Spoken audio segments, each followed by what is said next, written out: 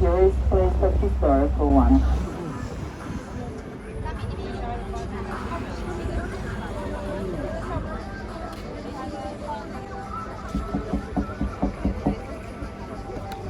Nalazimo se na Golom otoku, poznatom po muškom političkom zatvoru koji je ovdje bio aktualan između 1948. i 1988. godine.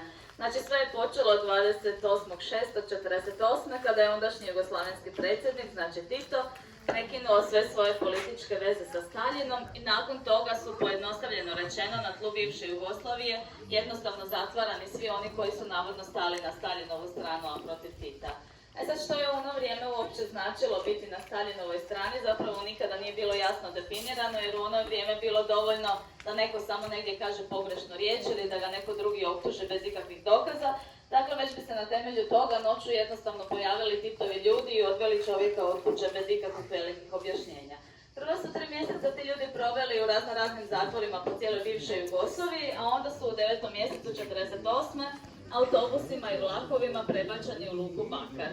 Bakar je, kao što vjerojatno znate, onaj mali gradić u blizini rijeke i odande ih je brod koji se zvao Punac svih 40 godina prevozio ovdje do ove luke. Ta je vožnja trajala po 3 sata i njih su vozili isključivo noću, tako da uopće nisu mogli vidjeti kamo ih točno odvoze, a kad bi došli ovamo, za njih je postojala određena procedura. Znači, prvo su morali stići s broda, zatim skinuti svu svoju civilnu odjeću i obuću i proći kroz takozvani špalir. Taj su špalir u principu sačinjavala 2 reda drugih zatvorenika koji su unaprijed bili posloženi tako da udaraju ove koji prolaze između njih. Ako neko ne bi htio sudjelovati u tome ili ako bi neko od stražara jednostavno procijenio da neko nije dovoljno jako udario, onda su i njega poslali kroz taj špalir. Nakon toga su zatvorenici dobivali samo staru iznošenu zatvorsku odjeću, ali nikakvu obuću više. Znači oni su od ove točke gdje smo mi sad malo prije stajali, jednostavno išli prema vrhu Golog otoka bosonogi i ostajali su bosonogi za cijelo vrijeme svog boravka ovdje. U tom razdoblju od 40 godina kroz Goli otok prošlo između 30 i 40 tisuća zatvorenika iz cijele bivše Jugoslavije, a za otprilike 7 tisuća i njih dan danas se ne zna što se točno dogodilo, oni se smatraju nestalima i nikada se nisu vratili svojim kućama.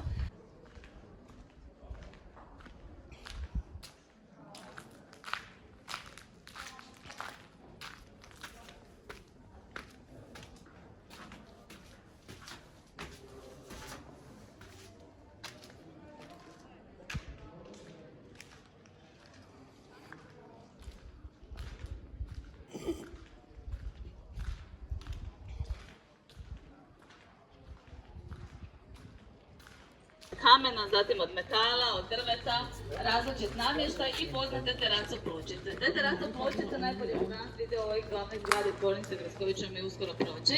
Međutim, prije nego idemo onamo, htjela sam samo spomenuti da su zatvorenici koji su radili na području tvornice bili na neki način privilegirana skupina zatvorenika, jer su svi drugi bili odvedeni gore na rad u Kamenovu.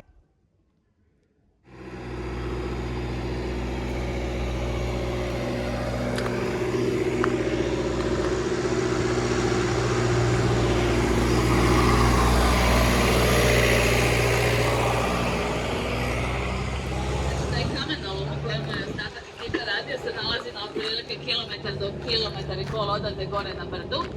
A rad je u Kamenolomu bio najgora kazna koju je neko mogao dobiti, a ticala se posla. Jer možete sami pretpostaviti kakva je vrućina, ovdje vladaju ljeti, a ti su ljudi radili po cijele dane od jutra do mraka i dobivali su samo 2 čaše vode dnevno. Znači, mnogi su naravno umirali od dehidracije, a budući da su bili bosonogi, tako su se stalno ozljeđivali po tom oštrom kamenju na kojemu su radili i mnogi su kasnije umirali od sepse, gangrene i drugih infekcija, jer ovdje sve do 60. godina nije bilo nikakve liječničke skrbi. Znači, prvi su liječnici na Goli otok dovedeni tek 63. kad su pored političkih zatvorenika ovdje počeli dovoditi i kriminalce i maloljetne prijestupnike i onda su za te kriminalce prvi put izgradili bolnicu na Golom otoku i ti liječnici koji su radili u njoj kasnije su se smjeli brinuti o političkim zatvorenicima. Međutim, kao što sam ranije spomenula, ta je pomoć stigla prekasno za skoro 7.000 ljudi koji se danas još uvijek smatraju nestalima.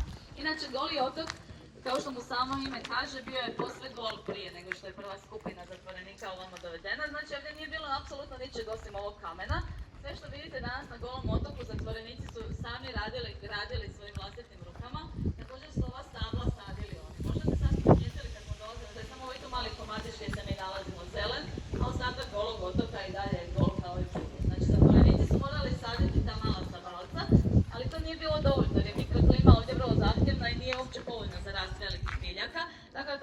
jednostavno nikad ne bi opstala sama po sebi. Oni su ih morali onda zaljevati vodom koju sami nisu smjeli piti, to im je bio dio torture, a uvijek je postojala posebno kažnjena skupina zatvorenika koja se po cijele dane morala namještati tako da radi hlad tim stablima dok se ne bi primila. Znači da se te mladice ne bi dobro primile i prošlo jedno ili 2 ljeta. Uvijek je postojao neko ko je morao skinuti svoj gornji dio uniforme i kružiti po cijeli dan oko te biljke da ona ne bi stajala na sunce. Evo, zahvaljujući tome mi danas još uvijek imamo zeleni pojas na Golom otoku. Evo, znači, nalazimo se sad u glavnoj zgradi tvornice, ovdje dolje na podu. I na ulazu i tu u sredini možete vidjeti te teraco pločice. Teraco pločice bile su najpoznatiji poluotočki proizvod jer su bile unikatne, rađene stručno, prvenstveno od kamena koje su zatvorenici vadili gore u kamenu. Znači, jedna je grupa zatvorenika radila gore, oni su morali vaditi to veliko kamenje, drugi su bili zaduženi zato da trčeći doslovno nose to kamenje ovdje dolje do tvornice, a oni koji su radili ovdje morali su to usmjavati. Jer sad poanta je bilo u tome da politički kažnjenici, znači oni koji su došli prvih godina, nisu dobivali nikakav alat. Oni su morali jednostavno udarati kamenom o kamen po cijele dane da bi dobili ove male komadiće koje su možete učiniti. Kasnije režimo mnogo koje su nadzorne strukture na našim mladim sudobnijelim brojevima, ali ove prve pločice rađene su ručno, njih imate danas u cijeloj bivšoj Jugoslaviji, jer se ljudi voljeli kupovati bili su vrlo kvalitetne izrade i lijepe ovako šarenate umješnice kamenja i bile su jeftine jer su je radila besplatna radna snaga na Golom otoku. Tako da imate njih dan danas po brojnim kućama u cijeloj bivšoj Jugoslaviji, međutim njihovi vlasnici u ono vrijeme nisu imali pojma i mnogi od njih ne znaju ni danas da su im pločice stigle s Golog otoka, zato što nikada nijedan predmet koji je ovdje proizveden na sebi nije smio imati oznaku Goli otok, jer Goli otok nije postojao. O Golom se otoku nije govorilo, tu nikada nije bio politički zatvor i tako dalje, to su bile te parole. I Goli se otok nije ucrtavao u geografske karte. Znači, stare karte tamo od između 48. pa sve do 60-ih nisu sadržavale Goli otok u sebi jer on nije postojao. Svi predmeti koji su bili proizvedeni na Golom otoku imali su na sebi oznaku Velebit, a Velebit je bila jedna fiktivna firma sa sjedištem u Rimu. Danas je Goli otok jako razrušen.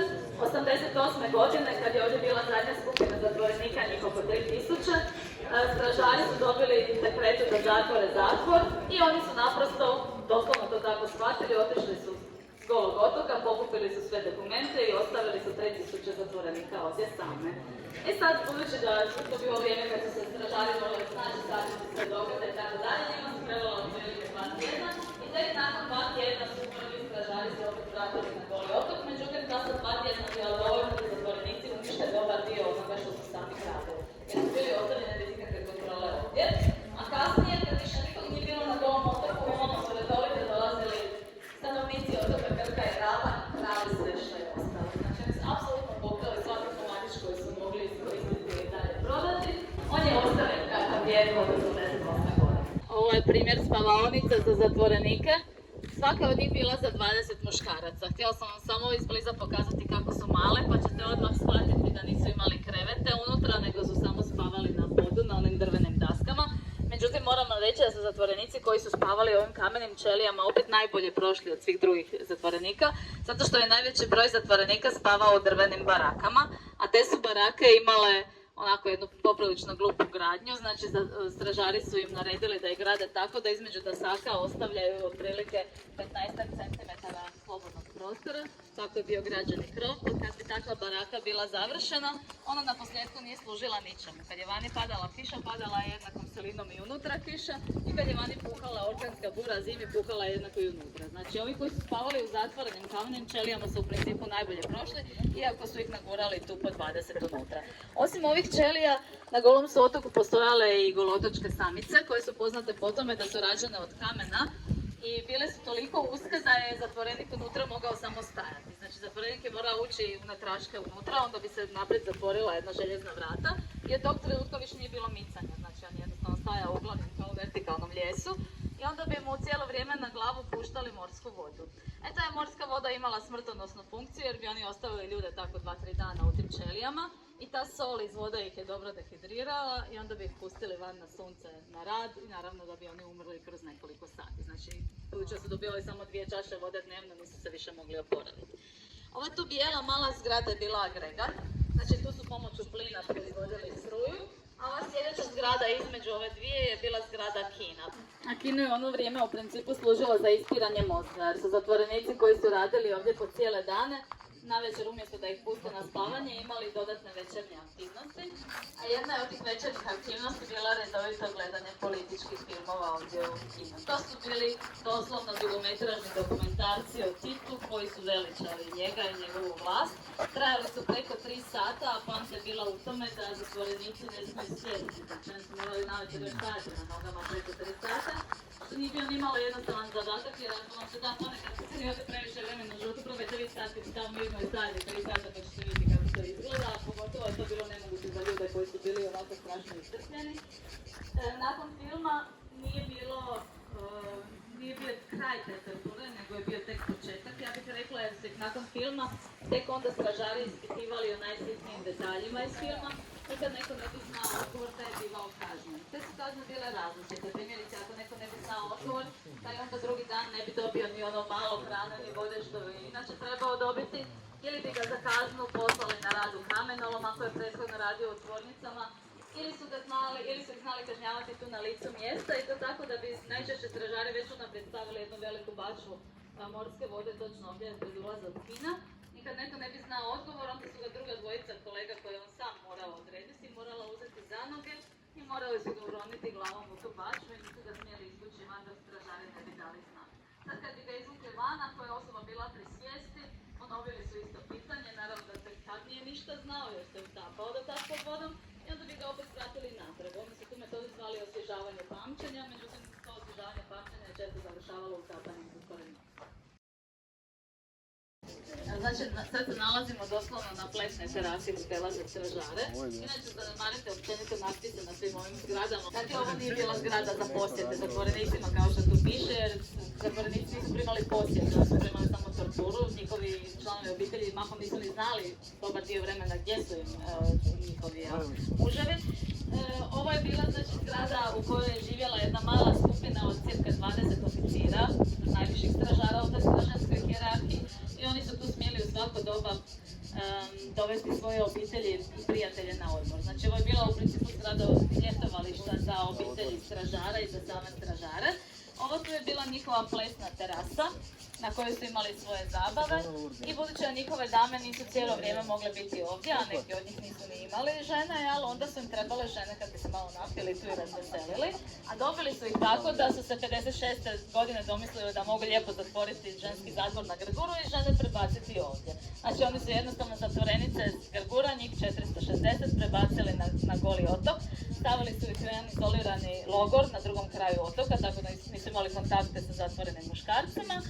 I te žene ovdje na Golom više odjednom ništa nisu morale raditi, dobivale su dovoljno hrane i vode i vrlo su brzo shvatile zašto imaju takav dobar tretman, zato da bi što bolje izgledala za večernje partije. Znači jednostavno kad se stražari ovdje odlučili zabavljati, uzeli bi par žena koje bi odabrali odande, doveli bi ih ovdje u hotel i tu bi ih silovali, znači doslovno da izgovorimo tu riječ.